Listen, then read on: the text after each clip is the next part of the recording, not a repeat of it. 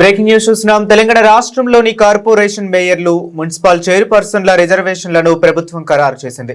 121 మున్సిపాలిటీల్లో ఎస్టీలకు 5, ఎస్సీలకు 17, బీసీలకు 38 మున్సిపల్ చైర్పర్సన్ పదవులను కేటాయించారు. మహిళలకు 50% రిజర్వేషన్లు వర్తిస్తాయి. ఈ మేరకు మున్సిపల్ శాఖ డైరెక్టర్ శ్రీదేవి ఉత్తర్వులు జారీ చేశారు.